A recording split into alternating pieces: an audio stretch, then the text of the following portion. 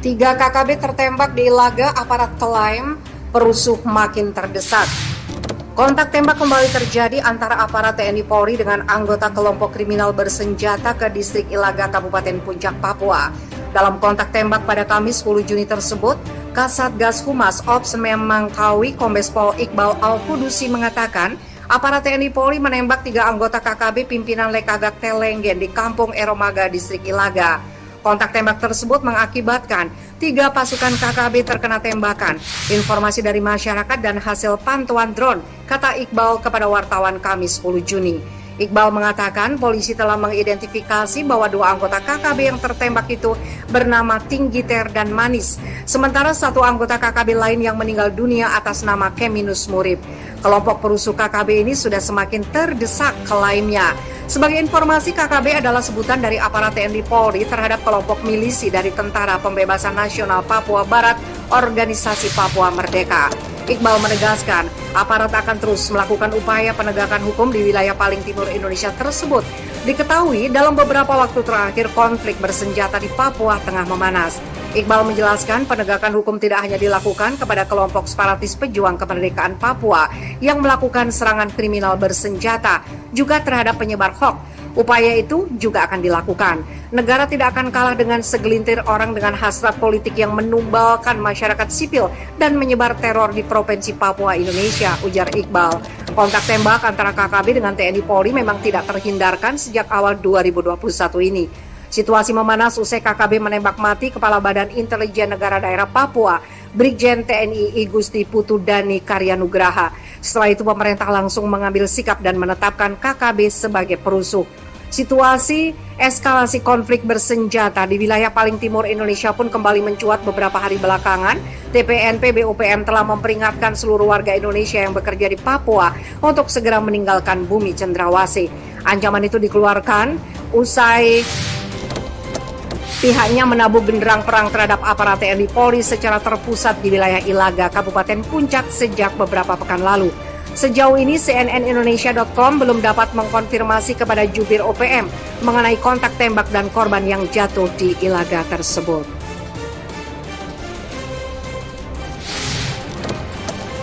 Sebagai bagian dari OPM, KST sebenarnya bertugas untuk menjaga wilayah Papua. Tapi sayang, karena mereka berkeyakinan bahwa Papua dijajah oleh Indonesia, mereka jadi menyerang aparat. Sudah terlalu banyak korban dari TNI dan Polri yang gugur karena dibunuh oleh KKB. Bahkan mereka menggunakan jasa sniper untuk memenuhi ambisinya.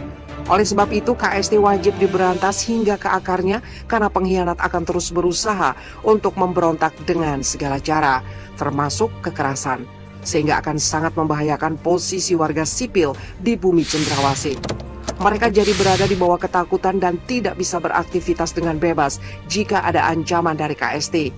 Jika pengkhianat tidak di bumi hanguskan, maka bahaya lain yang mengintai adalah kedaulatan negara terkoyak, karena bisa-bisa mereka secara sepihak mengklaim kemerdekaan Papua dan meresmikan Republik Federal Papua Barat. Bahayanya adalah KST dengan licik meminta dukungan dari luar negeri dan plating victim. KST berakting seolah-olah merekalah yang terluka oleh aparat, padahal mereka sendiri yang membuat huru-hara di Papua. Lantas dibuatlah hoax dan konten provokatif yang isinya berkebalikan dari fakta. Namun netizen dari luar negeri tidak mengeceknya dan berkesimpulan bahwa KST yang terluka. Bisa jadi karena berita yang benar berbahasa Indonesia sedangkan mereka tidak mengerti.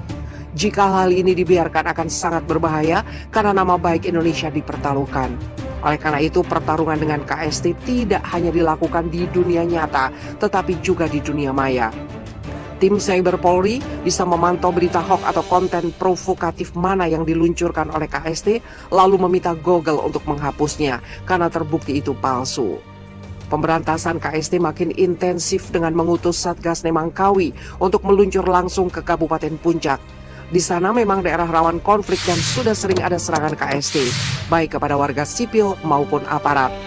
Dalam penyerbuan ditemukan satu markas KST dan mereka langsung lari tunggang langgang. Sementara ini masih diselidiki markas KST yang lain karena kabarnya ada beberapa markas yang tersebar di pedalaman Papua. mereka memang sengaja membuat markas yang tersembunyi dari kejaran aparat karena sudah menguasai medan dan memiliki kamuflase yang bagus. Namun aparat tidak menyerah dan terus mengejar mereka sampai organisasi teroris ini bubar. Kelakuan KST sudah melewati batas ketika mereka membunuh banyak warga sipil dan berani menyerang aparat terlebih dahulu, bahkan mengutus sniper untuk melancarkan aksinya. Oleh karena itu, KST wajib diberantas agar tidak merajalela dan menakut-nakuti warga sipil Papua. Jika mereka sudah dibubarkan, maka keadaan di bumi Cendrawasih akan makin damai. Konflik itu sendiri telah terjadi pada Jumat 28 Mei lalu saat KKB membunuh Kepala Subsektor Oksamo, Pegunungan Bintang, Papua, Bribtu Marius Sanoy. Mereka mencuri 2 senjata laras panjang tipe SS-1 dan revolver dari markas polisi itu. Hanya saja tidak berselang lama polisi berhasil menemukan senjata yang dicuri itu di sekitar markas KKB yang berada di wilayah tersebut. Tidak hanya aparat, warga sipil juga menjadi korban. Pada Kamis 3 Juni, polisi menyebut KKB bertanggung jawab atas penembakan seorang tukang bangunan bernama Habil Halenti 30 tahun saat dalam perjalanan pulang dari kampung Erong Gobak, distrik Ilaga. Aksi ini disaksikan oleh rekan Habil bernama Alif yang berhasil melarikan diri dan melaporkan ke polsek setempat. Korban sempat berteriak, "Ampun komandan," namun langsung ditembak oleh salah satu KKB yang menodongkan senpi, ujar Kepala Bidang Humas Polda Papua Kombes Ahmad Mustafa Kamal. Masih di hari yang sama, penyerangan KKB dilakukan di sekitar wilayah Bandara Aminggaru, Ilaga Puncak.